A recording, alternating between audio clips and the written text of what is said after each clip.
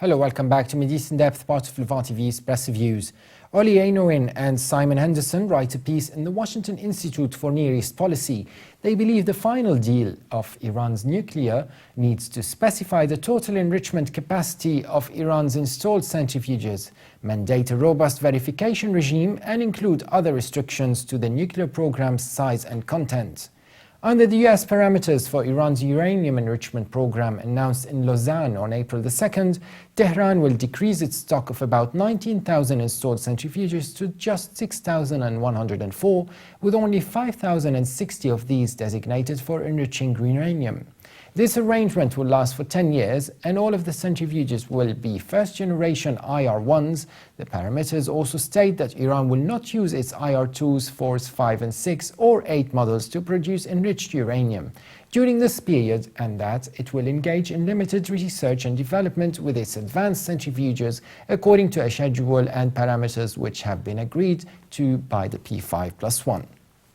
In addition to the amount of low-enriched stock that Iran can retain is capped at 300 kilograms of 3.67% enriched uranium for the next 15 years, which means uranium that contains 3.67% of the fissile isotope U-235. The technical details underlying these parameters raise several concerns that go to the heart of the proposed deal's efficacy. For one thing, the 1,044 centrifuges designated only for non-nuclear enrichment will remain installed, so they could potentially be reconverted to enriching uranium in a short time, regardless of technical or monitoring arrangements. More important, the writers say, no detail have been revealed about the agreed schedule and parameters for research and development on more advanced centrifuges.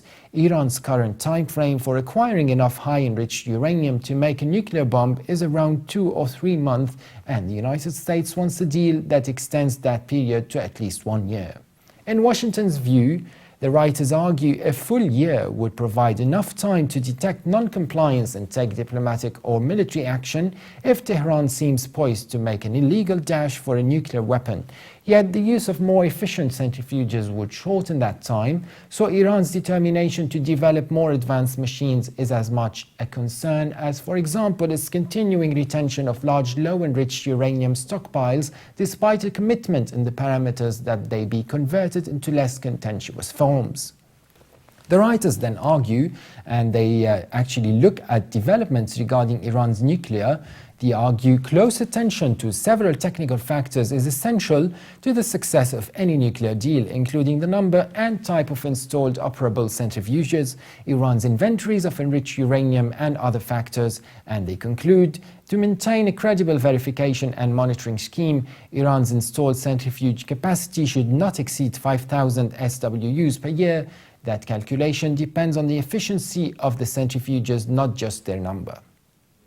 And now moving on to Lebanon, where not only the Syrian refugee influx has become the most challenging issue, but it seems, as per the Daily Star newspaper, the fighting in the 50-year-old Palestinian camp of Ain al-Helwi in southern Lebanon should be the final catalyst for a security plan for the area. What began life as a refugee for Palestinians thrown off their land during the creation of the State of Israel has been manipulated in the decades that followed into a proxy fighting ground for outside powers. Many refugees living in extreme poverty due to a lack of access to the jobs market and insufficient assistance from UNRWA were tempted by the promise of weapons, money and power that neighboring countries offered, with no genuine concern for the state of Palestine or the right to return. The writers add, for any real change to come about, the authorities need to become strict with the culprits and begin meaningful dialogue with the actors involved to create internal security in the camp which works and which leaves civilians safe to go about their daily life. Those in the camp have been suffering enough over the last 60 years. They have been rendered homeless and stateless and forced to live in abominable conditions with a lack of access to a basic standard of living.